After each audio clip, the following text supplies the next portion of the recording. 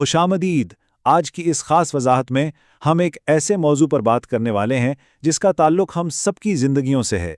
हम सखावत और कुछ देने के अमल से जुड़े 3 ऐसे अल्फाज का जायजा लेंगे जिन्हें अक्सर लोग एक ही समझ लेते हैं। आज हम देखेंगे कि सदका, खैरात और अतिया के असल मानी क्या हैं और उनमें वो कौन सा बारीक फ़र्क है जो अमूमन हमारी नज़रों से ओझल रहता है।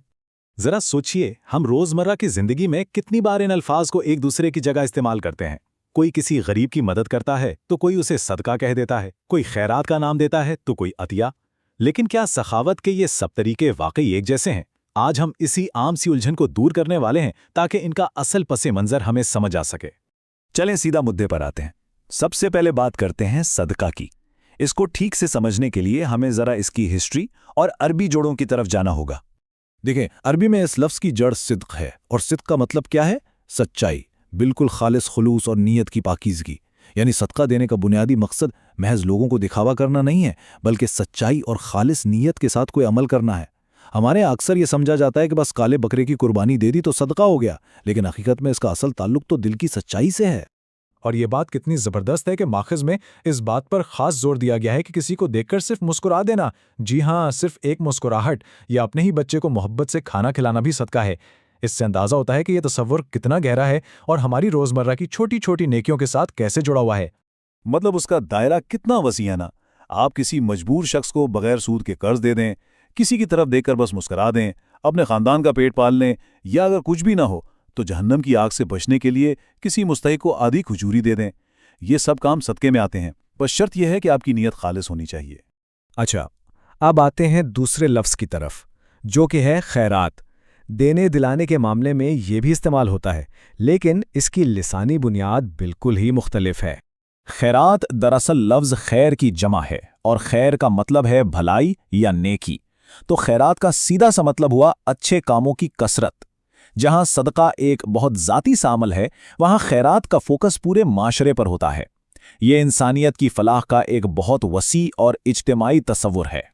ज़रा तसव्वुर करें, किसी इलाके की टूटी हुई सड़क को ठीक करवाना, बीमारियों से बचने के लिए बंद नाली खुलवा देना, राहगीरों के साए के लिए दरख्त लगाना, या गर्मी में पीने के ठंडे पानी की सबील लगा देना।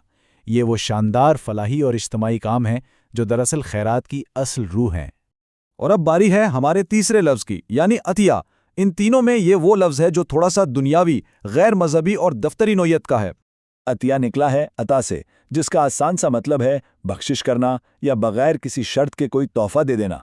अतिया बिल्कुल गैर मशरूत होता है और ज़रूरी नहीं कि इसके पीछे वो गहरी मजहबी शर्तें या पाबंदियां हों जो सदक़े या खैरात के साथ जुड़ी होती हैं। मिसाल के तौर पर आप खुश होकर अपने किसी दोस्त को कोई ज़ाती तोहफा यानी हदिया दे दें, या फिर फ़र्ज़ करें कि हुकूमत की तरफ से आवाम के लिए कोई रिलीफ या इमदादी पैकेज आ जाए। ये सब अतिया कहलाएगा।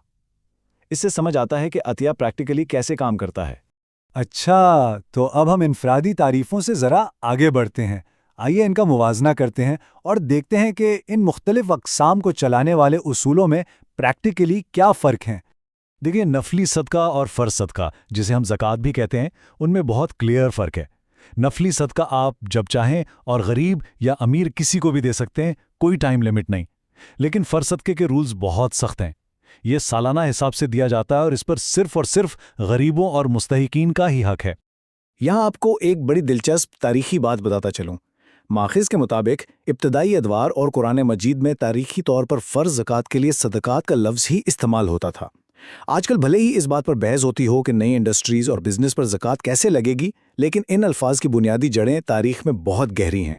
तो लबे लुबाब क्या निकला? ये तीनों अल्फाज अपना एक अलग रंग रखते हैं। सदक़े का ताल्लुक सच्चाई और एक गहरे मजहबी जज्बे से है।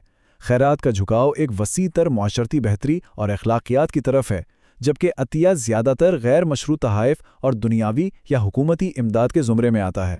ये अदद 3 हमें यही याद दिलाता है कि सिद्क़, खैर और अता, भले ही सखावत की ये 3 अलग अलग लिसानी जड़ें हैं, लेकिन आखिरकार इन सब का एक ही सबसे बड़ा और खूबसूरत मकसद है, और वो है इंसानियत की फलाह।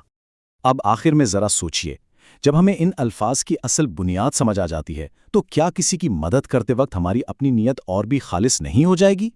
बिल्कुल होगी। सखावत के इन अल्फाज की ये पहचान हमारे इरादों को मज़ीद शफ़ाफ़ और बामकसद बना सकती है। امید ہے اس وضاحت کے بعد آپ جب بھی سخاوت کریں گے تو ان الفاظ کا خوبصورت فرق آپ کے ذہن میں بالکل واضح ہوگا۔